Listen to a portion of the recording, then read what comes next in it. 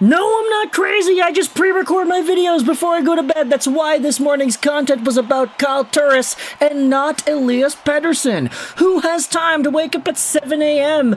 on a Saturday. But the Vancouver Canucks went out there and did the deal. Vancouver has re-signed Elias Pettersson on an 8-year contract with an AAV of $11.6 million a year. Elias Pettersson is not a $12 million player. He isn't. Plain and simple. He's just $100,000 more than William Nylander. Bargain! This is the list of largest active NHL contracts in total dollars. Sidney Crosby, 104.4 mil. That's like a radio station, doesn't it sound like it?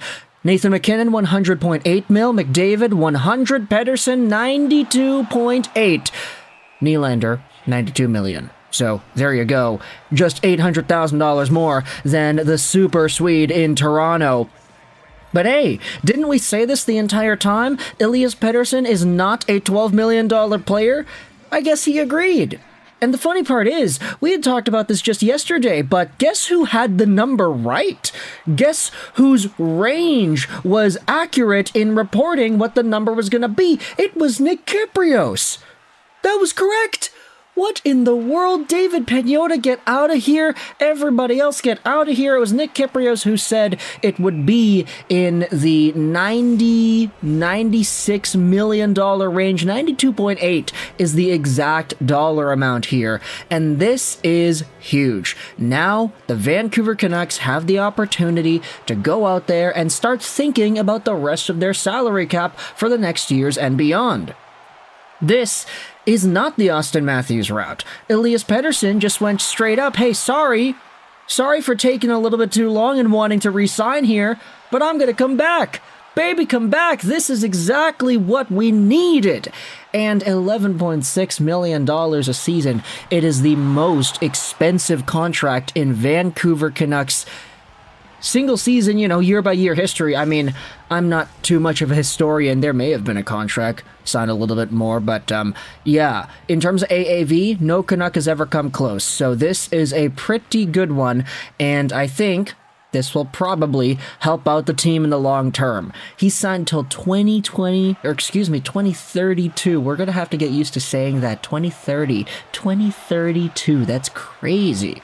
And if you take a look at the Vancouver Canucks and their salary cap structure, from this point on, I'm clicking on the thing, why is it not going? Okay, so Elias Pettersson and JT Miller are signed on till beyond. Miller's going on till 2030, Pettersson's till 2032, Quinn Hughes is here till 2026, 2027, which at this point, it's starting to feel like it's a ways away, but Quinn Hughes is here for a while. Miller and Besser are here, Miller and Petey are here for a while, and then the next contracts that extend further past, you've got Demko at 25-26, same thing with Connor Garland and Ilya Mikheyev, whom the Vancouver Canucks are gonna need to find a way to get rid of because he has not been great. Filip Hronek is the RFA now that needs the contract, and because we know Pettersson is making 11.6, it makes this contract with Hronek a lot easier to think about. It makes every other contract a lot easier to think about. Man, this team, all of their decor is gone after this season. That's crazy. But we do have ourselves some more tweets that break down everything going on.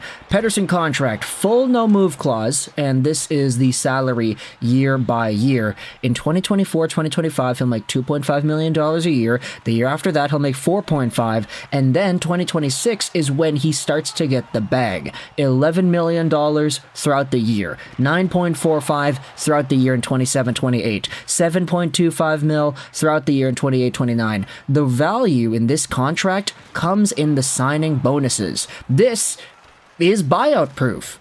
This is essentially what Louis Eriksson did. And I'm not going to go out there and compare Eriksson to freaking Elias Pettersson, but this is kind of what you're seeing out of a lot of NHL contracts nowadays, wherein the bonuses up front are a lot, but the salary throughout the course of the year isn't. So next year, 24-25, Elias Pettersson will make $12 million in the summer, and then he'll make $2.5 million a year as the contract goes on in 24-25. So from October to the end of the season, he'll make about 2.5 mil. Most of the money would have come from the bonus. And then you can see that as the years go on, it's a little bit different. I'm kind of intrigued as to what's going on in this season. What the hell happened in 2026, 2027 to get Pettersson and his party to agree to have $0 in signing bonuses, but $11 million paid out to him over the course of that year? Is that a year where the Vancouver Canucks are going to have to start thinking about money in different terms? Who really knows? Maybe somebody smarter than me can go out there and fill in the blanks as to why that is. But as the contract goes on, you can see the bonuses will remain the same in that $5 million range, and he'll still be getting extra money there.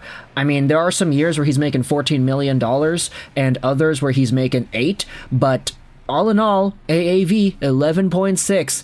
Elias Pettersson is not a $12 million player. He is not, and we know that he won't be until the end of 2030, gosh darn too. And by the time he expires, I mean, Pettersson is going to be, 33 years old? This is fine. This is really, really fine. Patrick Allvin, you did some fine work here. And to all of y'all in the comments that were just clamoring, Lego, we don't care about Carl Turris, Pettersson came back. I was like, yeah, I'm sorry, fam, but this is just the natural cycle of life. I don't wake up at 7 a.m. whenever these news tidbits drop. I have to get my sleep like a normal human being. So when it comes to Elias Pettersson, that's the deal, baby. He's on 11.6. Pettersson got a complete no move. As expected, the contract is heavy front-loaded, and there are a lot of signing bonuses. We also have some other comments from Rick Dalibor that break down things even further. The two sides did talk about shorter terms, 4 to 5 years in the $66 million range, but the sides are happy with an 8-year deal. And that Nylander contract did indeed play a role. The funny part is, Nylander, 3 draft seasons older than Elias Pettersson. 2014 guy, Pettersson's 2017. So the fact that Nylander signed for 12.6, or excuse me, not 12. Elias Pettersson signed for 11.6. Nylander signed for 11.5. Because of that, it makes this Pettersson thing seem even better. His agent went out there and said, we are very happy that Elias has signed for 8 years. He made the decision to sign long-term with the Canucks, and we negotiated with the Canucks. It's a great day for both sides. I love how we had to include that Elias Pettersson himself was the one who made that decision, and it's not like, oh, he got bullied into signing by the fans. Everybody was tweeting at him. Everybody was sending him DMs telling him to sign. No, it's not that. It's straight up, yeah, he decided to do it himself. And, how do you feel about Pettersson's 8-year contract? Yeah, I like it. Let's go out. Yeah, 92%. Thanks, Donnie and Dolly. There are some more comments that we could go out there and talk about, but that's essentially it. Elias Pettersson has re-signed with the Vancouver Canucks at an $11.6 million AAV. He's on until 2032. This is it. This is like the best player the Vancouver Canucks have signed to a contract, and it feels pretty good. He ain't worth $12 million. I'll tell you that for free. So let me know your thoughts in the comment section below about Elias Pettersson signing and helping out this Vancouver Canucks team in the future by giving them options. I hope you enjoyed this video, 99, and bye.